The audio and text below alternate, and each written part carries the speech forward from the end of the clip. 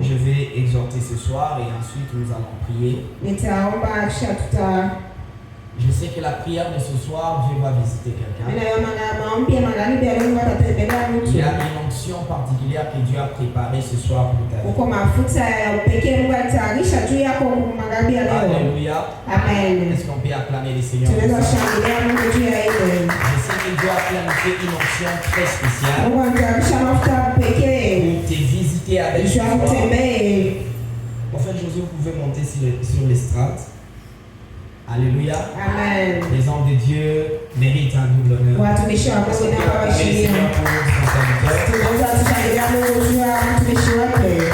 Et ce soir, comme nous l'avons annoncé depuis les débuts,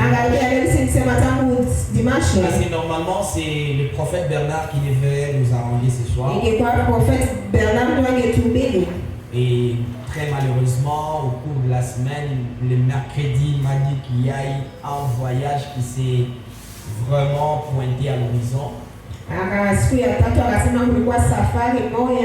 Il devrait voyager pour 2 semaines. Et il a présenté vraiment ses excuses à toute l'église. Et je crois qu'à son retour, il sera reprogrammé. Amen, amen. Est-ce que nous acceptons ces excuses? Alléluia. Amen.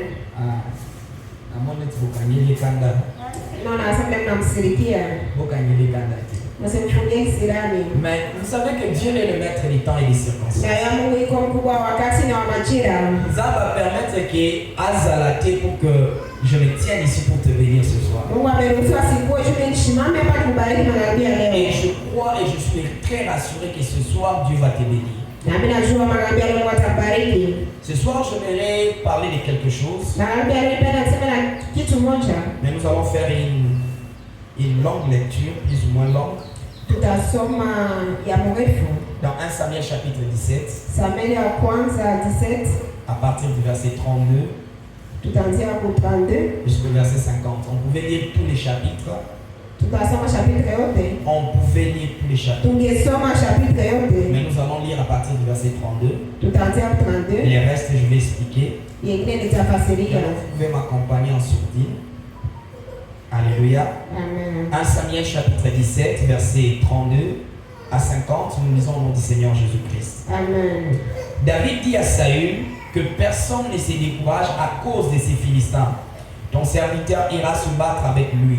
Saül dit à David, tu ne peux pas aller te battre avec ces Philistins car tu es un enfant et il est un homme de guerre dès sa jeunesse.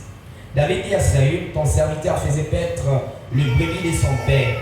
Et quand un lion ou un ours venait enlever une du troupeau, je courais après lui et je le frappais et j'arrachais la brebis de sa gueule. S'il s'est dressé contre moi, je le saisissais par la gorge, je le frappais et je le tuais. C'est ainsi que ton serviteur a terrassé les lions et l'ours, et il en sera du Philistin, mais c'est un circoncis comme de l'un d'eux, car il a insulté l'armée du Dieu vivant. David dit encore, l'Éternel qui m'a délivré de la griffe du lion et de la patte de l'ours me délivrera aussi de la main de ces Philistins. Isaïe dit à David, va et que l'Éternel soit avec toi. Saül fit mettre ce vêtement à David, il plaça sur sa tête un casque de rein et les revêtit d'une cuirasse. David ceignit le pays de Saül par-dessus ses habits et voulut marcher car il n'avait pas encore essayé. Mais il dit à Saül, je ne puis pas marcher avec cette armure, je ne suis pas accoutumé. Et il s'en débarrassa. Il prit en main son bâton, choisit dans les torrents 5 pierres polies et les mit dans sa gibecière de berger et dans sa poche. Puis, sa fronde à la main, il s'avança contre les Philistins. Le Philistin s'avança peu à peu de David et l'homme qui portait son bouclier marchait devant lui. Le Philistin regarda et lorsqu'il aperçut David, il le méprisa, ne voyant en lui qu'un enfant, blond et d'une belle figure.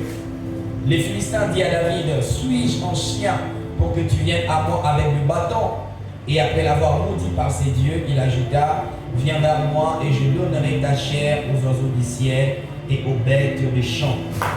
David dit aux Philistins, tu marches contre moi avec l'épée, la lance et les javelots, et moi je marche contre toi au nom de l'Éternel des des armées d'Israël que tu as insulté. Aujourd'hui, l'Éternel te livrera entre mes mains et je t'abattrai et je te couperai la tête. Aujourd'hui, je donnerai les cadavres du camp des Philistins aux oiseaux du ciel et aux animaux de la terre. Et toute la terre saura qu'Israël a un Dieu, et toute cette multitude saura que ce n'est ni par l'épée ni par la lance que l'Éternel sauve, car la victoire appartient à l'Éternel, et il vous livre entre nos mains. Aussitôt que les Philistins s'est mis en mouvement pour marcher au devant de David, David courut sur les champs de bataille à la rencontre du Philistin. Il mit la main dans sa gibecière, il prit une pierre et la lançant avec sa fronde, il frappa les Philistins au front et la pierre s'enfonçant dans les fronts du Philistin qui tomba le visage contre terre. Ainsi, avec une fronde et une pierre, David fut plus fort que les Philistins. Il le terrassa et lui ôta la vie sans avoir de peu à la main. Parole du Seigneur. Est-ce qu'on peut acclamer le Seigneur pour sa parole? Nous pouvons nous rasseoir. Nous vous souhaitons la bienvenue de la présence de Dieu. Ce soir, je vais partager d'un thème que j'ai intitulé les défis. Les défis, les défis. Les défis, c'est comme un combat. Vous savez, quand on parle du défi, c'est qu'il y a un problème devant nous. C'est qu'il y a une circonstance qui n'est pas à la hauteur de tout le monde. On parle des défis quand c'est un problème que nous devons résoudre, mais ce problème n'est pas à la taille de tous les problèmes que nous avons.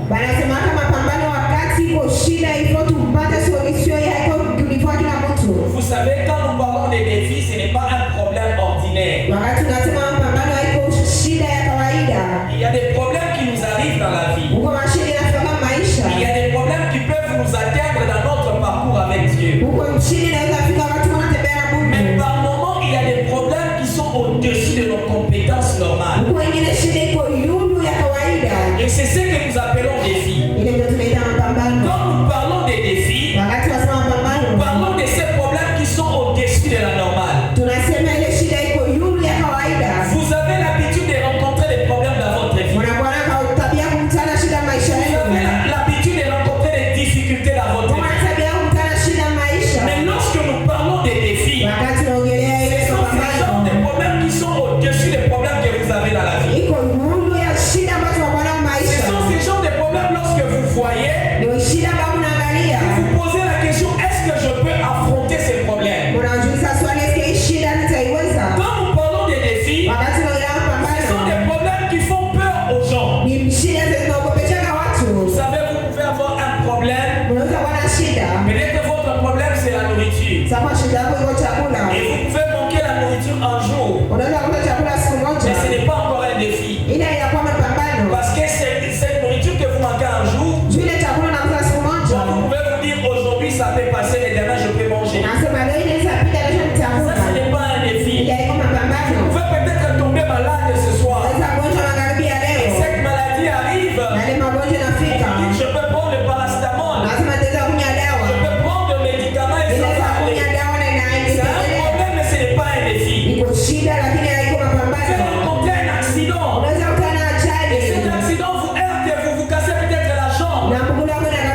Mais vous vous dites demain je peux remarcher. Ça ce n'est pas encore un défi. Et quand nous parlons des défis, nous parlons de ces genres de problèmes. Lorsque ces problèmes arrivent, vous posez la question comment je peux sortir de ces problèmes. Quand nous parlons de ces défis, c'est ces genres de problèmes qui arrivent. Et vous vous dites est-ce que réellement je peux m'en sortir par rapport à ces problèmes? Et dans la vie de chaque personne, il arrive des moments où on est face aux défis. Des problèmes qui sont au-dessus de nos compétences. Des problèmes qui nous arrivent. Que lorsque nous regardons devant, nous regardons derrière, nous regardons à gauche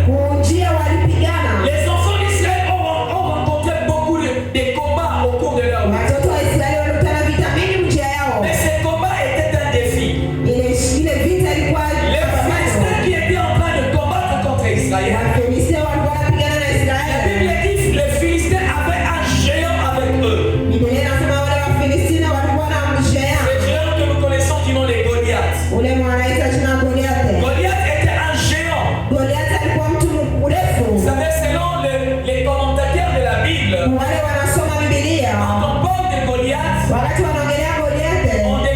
dit que Goliath avait une taille avoisinant les 3 mètres. Il avait 3 mètres. Vous savez, d'habitude, ici dans la salle, il n'y a personne qui a 2 mètres. Peut-être le plus élancé d'entre nous peut avoir 1m70 ou 1m80. Déjà, quand on a 2 mètres de longueur, on est déjà un jeu. Déjà, quelqu'un comme moi, je peux commencer à te regarder comme ça. Parce que vous êtes un géant. Mais Goliath, il n'avait pas 2 mètres. Goliath avait environ 3 mètres de haut. Et en parlant de Goliath, c'était un homme qui avait un background rempli. Il avait une carrière remplie d'exploits. La Bible dit que c'était un combattant dès sa jeunesse. Depuis qu'il était jeune, il a appris à combattre. Il a appris à manier les armes. Un homme, quand il marchait, les commentateurs bibliques essayaient de décrire même son armure seulement. Vous allez voir que même son bouclier, ce n'est pas lui-même qui le portait. Parce que son bouclier pesait énormément. Il y avait un jeune homme qui était aussi fort, mais qui était chargé de porter son bouclier. Si nous devons parler de Goliath, c'était un homme qui n'était pas ordinaire. C'était un homme de guerre. C'était un homme de combat. C'était un homme, quand le voyons, on avait peur. Et les Philistins avaient toute confiance sur Goliath. Depuis sa jeunesse, il avait eu à vaincre les batailles. Tout le monde qui pouvait être au chemin de Goliath, Goliath ne faisait que l'écraser. Et ce jour-là, Israël avait un défi avec les Philistins. Les Philistins ont dit ceci: les combats que nous allons mener, ce n'est pas un combat ordinaire.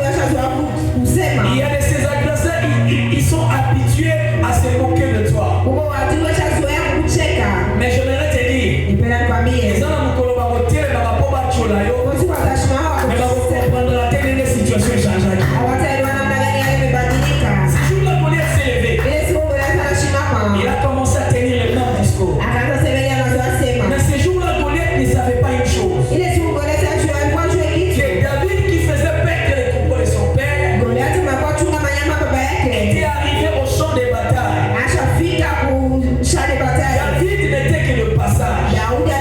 Il était juste venu pour apporter de la nourriture à ses frères qui étaient dans la bataille. Et pendant qu'on insultait l'armée d'Israël, et qu'on insultait les dieux d'Israël, la Bible dit que David a vu Goliath.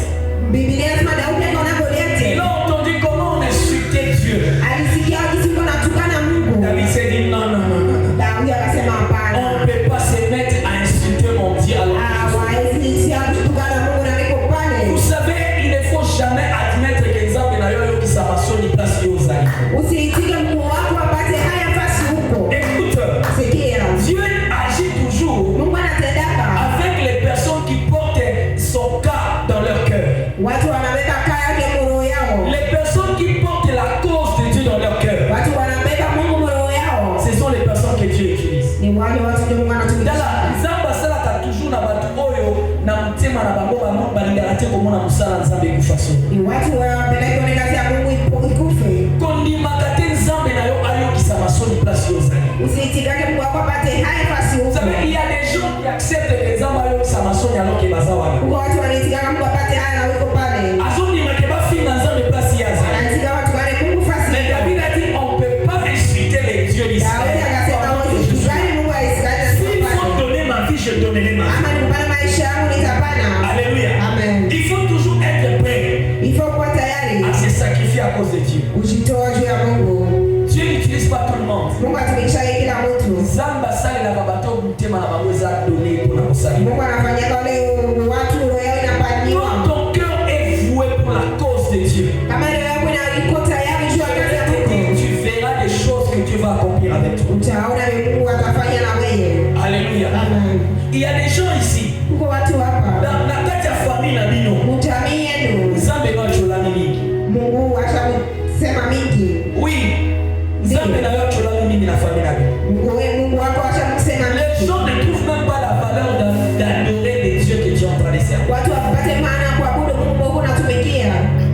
Mais il faut que ça suffise. Il faut que ça change. Alléluia.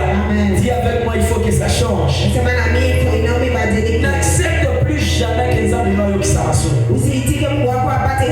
Écoute, il y a des situations quand tu vois la situation où il y a le nom de Dieu qui est cité. N'accepte pas que Dieu puisse être humilié.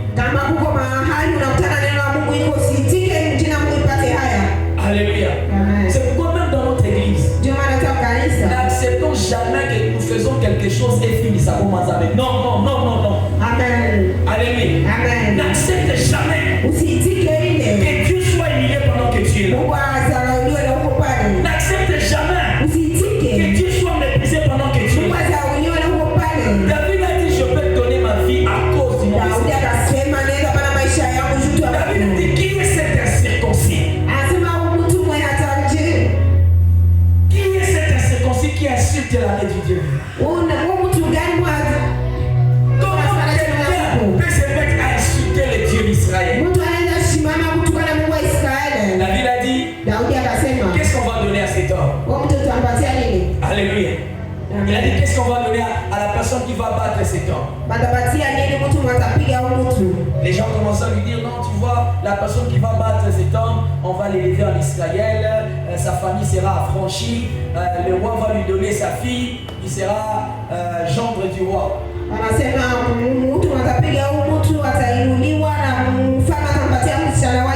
lui a raconté ces choses. Et ce qui m'étonne, c'est que Eliab, qui était le grand frère de David, quand il voit David chercher à défendre la cause de Dieu, il commence à dire, regarde son orgueil. Il cherche à se faire voir.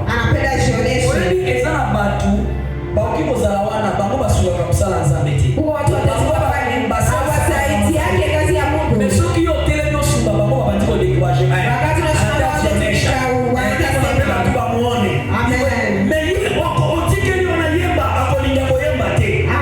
ceux qui ont télé non,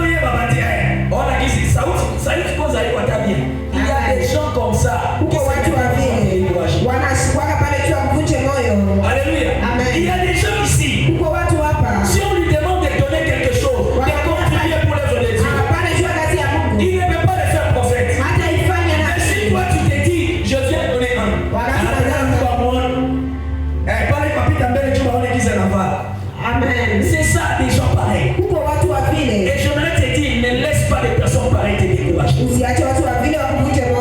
gens pareils, ils existent toujours. Ils existeront à l'église. Ils existent même dans votre famille.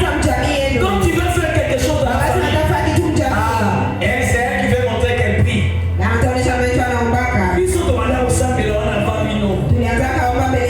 Yo, ils sont demandés au Sambela.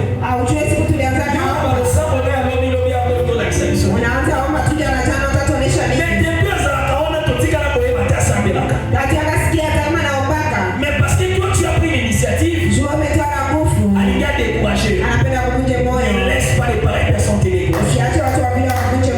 Alléluia. Est-ce qu'il y a quelqu'un qui comprend ce que je dis? Il y a des gens, quand toi tu prends la cause de Dieu à cœur, et ils sont toujours là pour te décourager.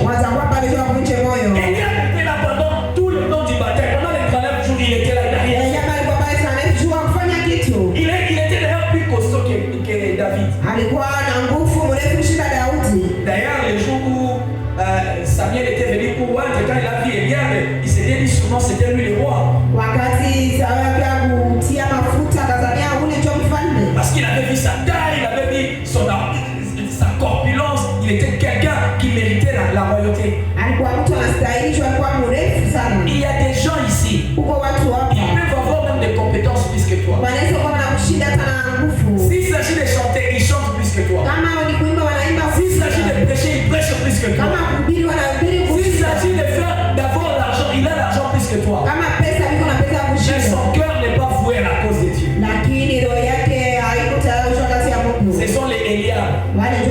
Eliab, il était fort. Il était costaud. Il avait des compétences. Il pouvait faire même plus que David. Mais pendant 39 jours, il n'avait jamais rien fait. Dieu ne travaille pas avec ceux qui sont compétents. Dieu ne travaille pas avec ceux qui sont plus forts. Dieu travaille avec les personnes qui ont le cœur. Alléluia. Oui, j'aimerais dire à quelqu'un ce soir. Peut-être tu as servi Dieu. Peut-être tu as te donné à l'œuvre de Dieu. Moi je ne sais pas chanter. Moi je ne sais pas bien prier. Moi je ne sais pas prêcher. Dieu ne fait pas ça. Dieu fait d'abord ton cœur.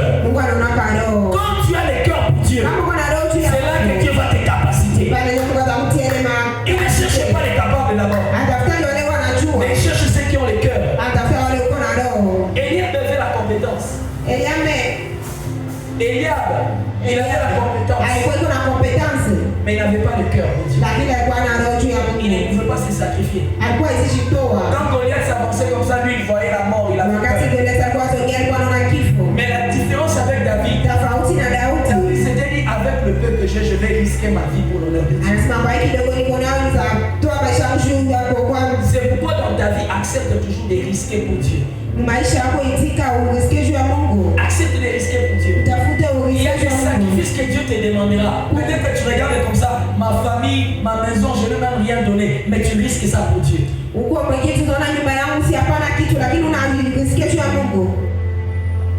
Un jour, je n'avais que $20. Je n'avais que $20. Je suis allé, il y a un serviteur de Dieu qui était venu ici à Bounia. Je suis allé dans les séminaires. Il nous a vraiment bénis dans le séminaire. Et je sentais, moi, je devrais s'aimer dans son ministère. Mais je n'avais rien à la maison, je n'avais que $20. J'ai dit non. Si je donne les $20 ici, je n'ai rien. Je ne sais même pas si je vais trouver l'argent. Qu'est-ce que je dois faire? J'ai senti que je devrais s'aimer. J'ai dit Seigneur, si je veux mourir parce que j'ai donné les $20 là, je vais mourir. Moi, je vais s'aimer dans ces ministères. J'ai appelé mon épouse, j'ai pris les $20, je suis allé donner. J'ai tout donné, je ne suis resté avec rien. Et j'ai donné. Mais je ne suis pas mort. Alléluia. Amen. Il y a Dieu travaille avec des personnes qui ont le cœur. Des personnes qui acceptent des fois même la mort. Je bénis Dieu pour mon fils ici présent. Un jour, il est venu me voir et me dit, papa, c'est l'argent que j'ai, c'est même pour les études. Mais est-ce qu'on t'avait chassé?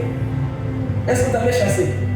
Il est venu me voir. J'ai prêché à la mort. Et Dieu m'a mis à cœur, on devrait bénir les pasteurs. J'ai dit, on va bénir les pasteurs, on va lui acheter un véhicule. C'est notre papa, on doit les bénir. Moi-même, le peu que j'avais, je donnais. J'ai fait l'appel, les gens sont venus donner l'argent. Il était aussi passé. Et il est venu faire un vœu. Il est venu me voir parce qu'il n'avait que ça. Après, il est venu me voir et me dit, papa, quand tu as prêché, je sentais que je dois donner les $50 que j'ai. Mais les $50 que j'ai ici, c'est pour la défense. On va défendre. C'est bien dans combien de temps? C'est 2 semaines, si c'est une semaine comme ça.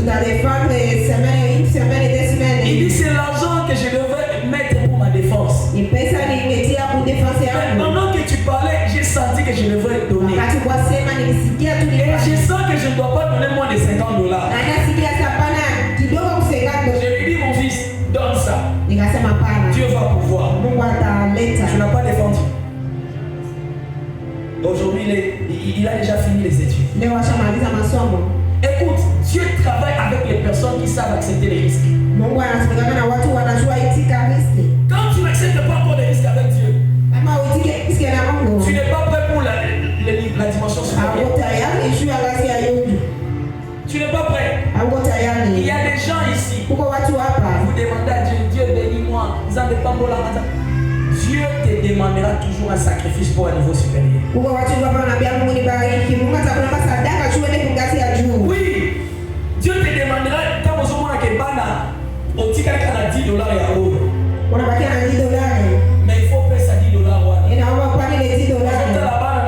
Provision pour tes athées. Est-ce que tu vas donner ou tu ne vas pas donner? Et pour accéder à une dimension supérieure, il faut accepter les risques. Écoute, si David n'avait pas accepté la mort, si David n'avait pas accepté de risquer sa vie, il n'allait jamais battre Goliath. En Israël, il y avait des personnes qui étaient plus fortes que David. Il y avait des géants plus que David.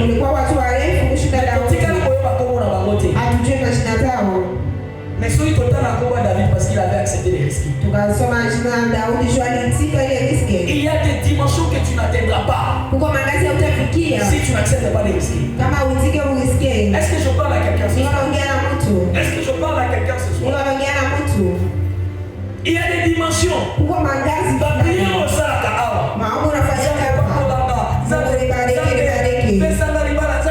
Il y a des dimensions. Tu n'atteindras jamais si tu n'acceptes pas les risques. Écoute, Élie a pris un risque avec Dieu. Élie arrive. Il dit, vous tous, je suis resté seul comme prophète de l'Éternel. Et il a dit, venez, on va faire un défi. On va prendre les sacrifices. On va mettre. Et chacun va invoquer son Dieu. Les dieux qui va répondre par le feu, c'est celui-là qui est le Dieu. Et ça veut dire que les dieux qui ne répondront pas par le feu, on va les tuer. Élie avait accepté de risquer. Tu dis, oh non, Élie a donné la qui monte qui t'a qui. Il se met au qui combien la monte qui t'a son compte dit qu'il faut risquer. Amen. Il y a des choses avec Dieu, il faut risquer. Tu connais les risques qu'Élie a pris? Tu es seul devant 450 prophètes de Baal. 400 prophètes d'Astarté. Environ 850 personnes. Donc tout un peuple aussi. Il est resté seul. À cause de Dieu.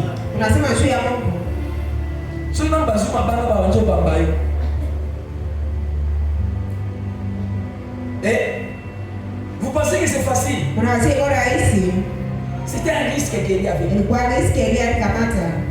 Et d'ailleurs, ça se prouve parce que quand vous montrez qu'il les prophètes débarquaient comme ça, c'était la mort. Et c'était tenu entre la vie et la mort. Il y a des dimensions que tu n'atteindras jamais avec Dieu si tu n'acceptes pas de risquer ta vie. Et je te dis la vérité. Toi qui aimes la grandeur, toi qui aimes que ton nom soit cité, il y a des dimensions que tu n'atteindras jamais si tu n'acceptes pas de risquer ta vie. Il y a des jeunes filles ici. Jeunes filles ici. Comme le prophète était en train de le dire. Tu vois un sugar daddy qui arrive. Il met $1000 comme ça. Et tu regardes chez vous à la maison, vous n'avez rien. Tu rentres d'abord à la maison qui se bat à Mouchamba, à Bambatia qui n'a 10 francs. Et le sugar daddy met les $1000 comme ça. Il te dit, moi à toi. Moi à toi. Njoni. Amen. Njoni, moi à tout. Aïta dit quoi avec le sourd là? Ça ne va pas s'écrire. C'est pas ça. Toi-même, tu as le choix. Tu accepteras de risquer. Tu accepteras de risquer. Mais quand tu viens prier, Seigneur, fais de moi comme Esther, comme Bama, comme Esther. Esther avait accepté de risquer sa vie.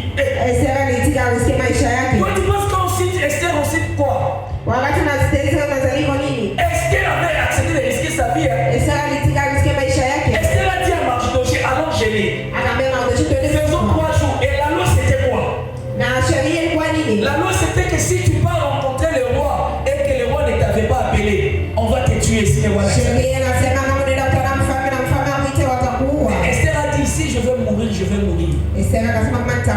Prions seulement, mais pour la cause de mon peuple. Pour la cause de notre Dieu. Et la nation de Dieu. J'accepte la mort. Je vais aller voir le roi. Ayo, Nazaro, Salela Nazara Elemo, Nazaro, Maman, Elemo, ça risque. Amen. Est-ce que tu m'écoutes? Je parle à quelqu'un ce soir. Ah oui, parce que quand on prie, Seigneur, na mia famille yangu, unifanye nikuwe fulani. Amen. C'est le risque. Risque. Combien de personnes ici ils peuvent accepter à cause de l'œuvre de Dieu pour que le nom de Dieu soit glorifié? Moi je vais prendre ça qui était destiné à telle chose. Je vais sacrifier cela. Je donne toujours mon témoignage ici. Quand on a commencé l'église ici, en fait j'avais beaucoup d'argent. Plus de $3,000 comme ça. J'avais ça. Je préparais, je pouvais acheter une parcelle. C'était tout l'argent que j'avais. Et Dieu me dit, prends cet argent-là. Mets ça dans mon travail. Ah. Isa. Bon baba na nani?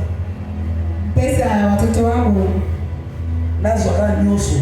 Nitwale yote. Hata ndambote. Hapana hata kidogo. Nipi sana nazwaka $500 na kwa pesa yote. Sema hata nitwale $500 nitakupatia. Kwa mimi nazo nyuso na pesa kaka. Nitwale yote nikupatie. Je luttais avec mon cœur. Nilikuwa napigana na roho yangu. Et j'ai dit Seigneur. Nikamwambia Mungu. Je tout prie, j'ai donné à Dieu. Nikatoa yote nikapatia Mungu. Et l'obita mon à Genzamba azopa molanga bale va pasteur et massika. Quand je suis en train de souffrir c'est toi tu vois. Wakati niko nateseka huko naona ile. Basi bale va pasteur et tout. Biko na kula makuta bato. Ba mimi nyebi kwa pesa hii nikule makuta. Amen. Wakati nitabarikiwa tu njoo barakula makuta ba mimi. Amen. Quand je suis en train de donner mon argent. Wakati unapata pesa yangu. Quand je sacrifie les parcelles. Niko natoa quand je sacrifie les choses pour Dieu. Niko natoa vitu vya Mungu. Pale ule Mungu hayakuwa. Si akusadao. Amen.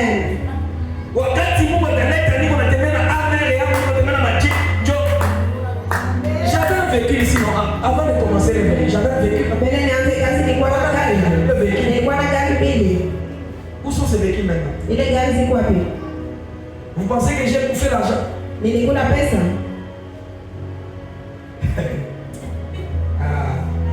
Simalonio, kiss. Jour au Mekolo Balassi, qui n'a pas béton matin. Alléluia. Amen.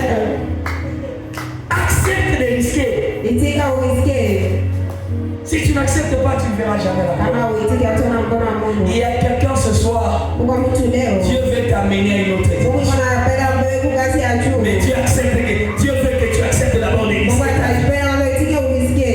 Jésus est en train de dire ceci. Si un grain qu'on jette à terre n'arrive pas d'abord à mourir soi-même, il ne pourra jamais porter de fruits. Il faut que lorsqu'on jette les grains à terre, que les grains acceptent de mourir. Et c'est là que nous allons voir les arbres. Pour que tu produises des fruits, tu acceptes de mourir avant. La Bible dit, il a accepté la mort et jusque même à la mort de la croix. Et la Bible dit, c'est pourquoi Dieu l'a souverainement élevé. Quand tu penses que nous prions Jésus pour rien, nous ne récitons pas une assemblée à la Mahomété. Pas une assemblée à la Bouddha. Toi tu penses que Jésus est un câble. Il a accepté de payer les prix jusqu'à la mort. Et jusque même à la mort de la croix, une mort honteuse, une mort de mépris. Lui qui était Dieu, il accepte ça. Et la Bible dit c'est pourquoi Dieu l'a souverainement élevé. Et il a reçu le nom au-dessus de tout. Afin qu'au nom de Jésus, tout genou fléchisse. Dans le ciel, sur la terre et sur la terre. Et que toutes les langues confessent Jésus-Christ est Seigneur. C'était après la mort. Il n'y a jamais eu de grandeur si on n'accepte pas d'affronter les défis. Jéhovah Rapha, Dieu est en train de nous amener dans les défis. Prophète, ce programme des rats, ce programme que nous ne pouvons pas voir descendre, c'est un défi. C'est un défi que Dieu nous met. Quand Dieu est en train de réparer ce programme, Dieu me disait nous devons organiser RAC. J'ai regardé. J'ai dit Seigneur, dans mon moment à Pau, tout reporter à tes l'année prochaine. Dieu nous dit on doit le faire. Hier on était ici avec les organisateurs, on faisait une réunion, on a fait les budgets, il faut plus de $600 seulement pour cette organisation des RAC. Pour RAC, c'est un défi. Alléluia. C'est un défi. Mais on ne fera jamais de grandes choses avec Dieu. On ne fera jamais de grandes choses avec Dieu si on n'accepte pas d'affronter. Si on n'accepte pas de risquer. Quand j'avais peur, j'étais en train de prier, j'avais peur. Je me disais non, c'est quasi impossible. On doit faire même un petit programme seulement comme ça, un séminaire alors. Et puis après ça va passer, on peut voir peut-être quand on aura assez de moyens. Je me dis, tu n'as pas la foi, moi je travaille avec les personnes de foi. Je dis, Seigneur, la foi, ça va, on part. Et je vous assure, on va organiser RAC. On va trouver les $600, on va même dépasser les $600. Alors moi je suis un homme de force, aux habitudes de Robima. Moi je suis un homme de force. Je connais les dieux à qui je connais. Je connais les dieux auxquels j'appartiens. Je sais, avant les RAC là, de vos instruments ce soir. Instruments. RAC et beaucoup de choses aux agents à guitare basse. Et beaucoup de agents à guitare solo. On le fera avec Dieu. Ouais. On dit matin. Les dieux des défis.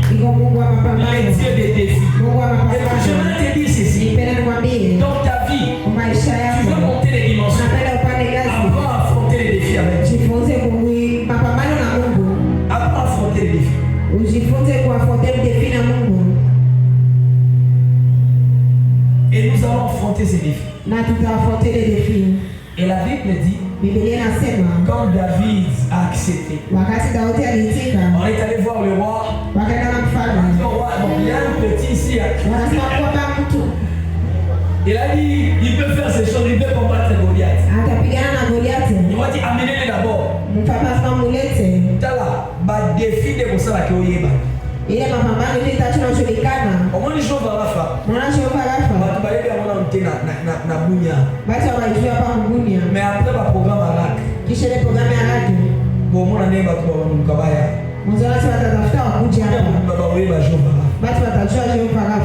parce que c'est le défi qui donne la renommée.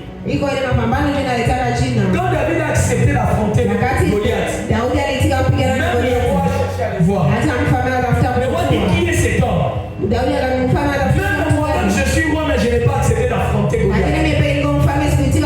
Amenez-moi cet homme. On a amené David devant Saïd. Saïd a regardé, il a vu. Vous savez, c'est que j'aime avec Dieu. Dieu aime ce que les gens méprisent. Les Comme si on négligeait $20. Comme si on négligeait $10. Mais les $10, les $20 là, c'est ce que Dieu va utiliser. Et est-ce que tu peux comprendre le nom? Ce que les gens négligent là, les gens sont en train de voir, ils ont l'argent. Est-ce qu'ils peuvent trouver l'argent? Les $10, les $20 là, c'est auto-négligé. C'est ce que Dieu va utiliser. Et ce que j'aime avec David, David est allé voir le roi. Le roi lui dit maintenant tu as un enfant. Tu ne peux pas affronter cet homme. Cet homme c'est un vaillant guerrier. Il a été combattant depuis sa jeunesse. David a dit, ne me regardez pas comme ça. Tu peux me voir comme le prophète Josué le dit souvent sur la Kitoto. Mais j'ai un background. J'ai un Dieu avec qui on a déjà fait des exploits. Il dit, regarde, tu vois, quand j'étais encore dans la forêt là-bas, je faisais peut-être les brebis de mon père. Il y avait un ours qui était venu arracher la brebis. Je poursuivis l'ours et j'ai arraché la brebis de sa gueule. Et j'ai tué l'ours. C'est vrai. Il a dit, il y avait aussi un lion qui était venu. Il voulait prendre la brebis. Je combattis contre les lions. Écoute bien aimé dans le Seigneur. Tu ne vas jamais vaincre des victoires en public si tu n'as jamais appris à vaincre des victoires en privé. Pour que tu parviennes à des victoires publiques, il y a des batailles en privé que tu dois commencer par vaincre. Écoute, il y a un frère ici. Tu dois commencer par vaincre la masturbation en privé. Avant d'aller vaincre des autres choses en public. Tu dois commencer d'abord avec les chougadades qui viennent te voir en privé. Si tu as vaincu les chougadades en privé, un autre jour quand Dieu va vouloir te donner $10 000, tu vas dire à Dieu, j'avais déjà vaincu quelqu'un qui voulait me corrompre avec $1000. Les victoires publiques ne viennent qu'après les victoires privées. C'est pourquoi nous devons apprendre à vaincre les victoires en privé. Les chrétiens aujourd'hui ne sont pas forts parce que quand les problèmes, quand les combats nous atteignent dans le privé, là-bas nous tombons. Tentation impudicité, tu regardes comme ça, tu vois, déjà tu échoues. Tu ne vas pas gagner les victoires.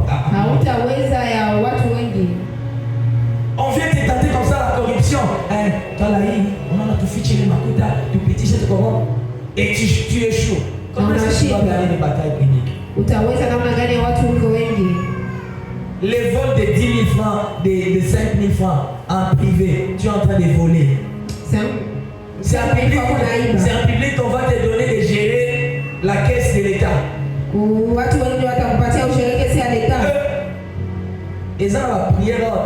ça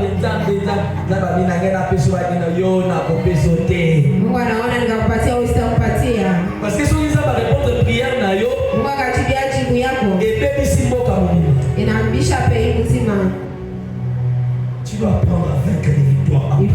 Il faut ujue kushindwa kwanza vita ya upekee. Et comme David a dit au roi, na wakati Daudi aliambia mfalme, je dois arrêter pour que nous puissions prier. Utamaliza tuombe. Le roi dit, certes tu es jeune, uko kijana, mais lakini je te donne une chance. Nakupatia bahati. Tu peux aller combattre. Utaenda uende pigana. Un jeune homme est allé représenter toute une nation. Kijana kaenda utambulisha. Le roi lui a donné ses armures. Pour qu'il parte combattre avec ça. David a essayé de porter comme ça, il a dit je ne réussis pas, je ne suis pas continué à ça. Quand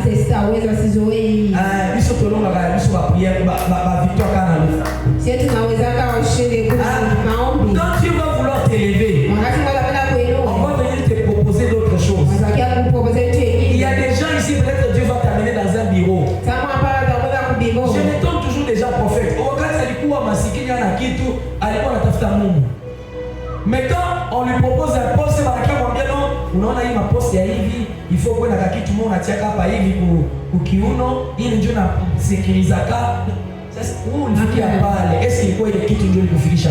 Amen.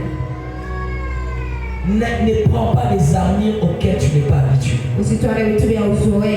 David a dit non, je ne suis pas accoutumé à ça. Moi, mes victoires, je suis accoutumé à autre chose. Ils sont ma victoire, ils sont au long de la monde à l'Osam. Ma victoire, ils sont au long de la monde à l'Obamilité.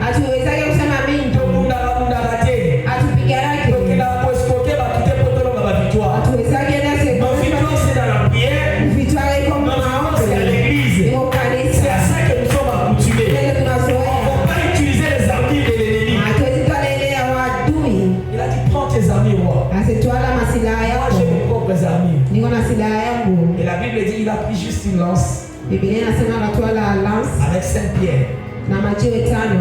Et il est allé combattre Goliath. Quand Goliath le voit, la Bible dit Goliath le méprise.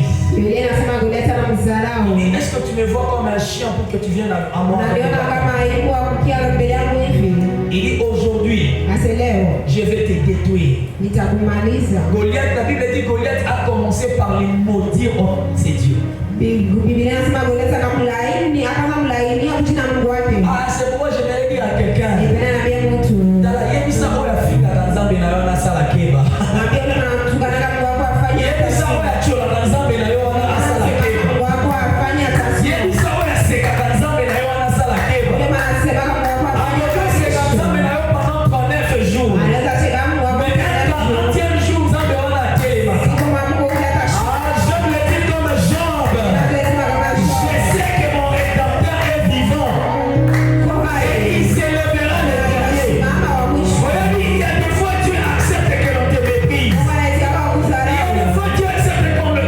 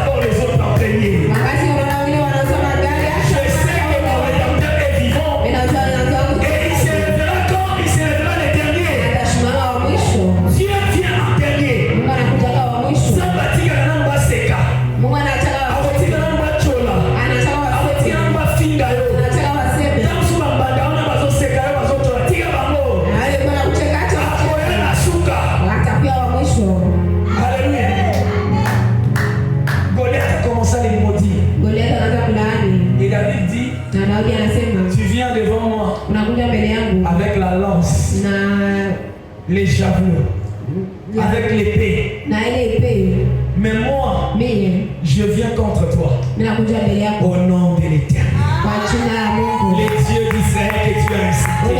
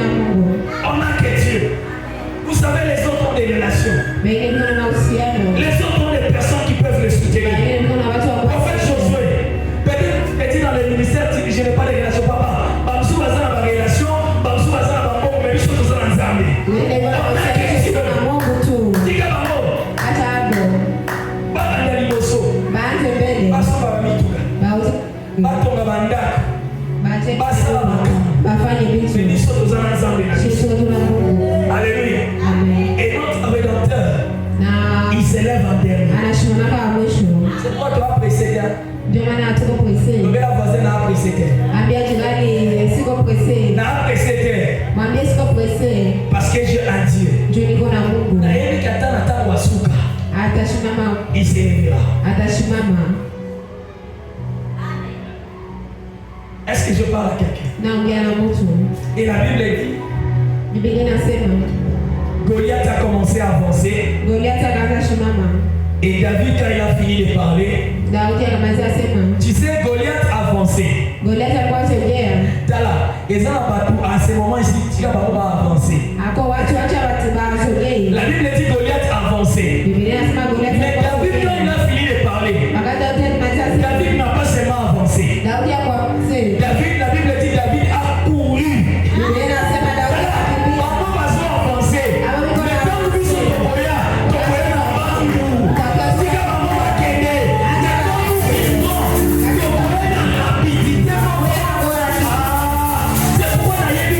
Les jours qui viennent.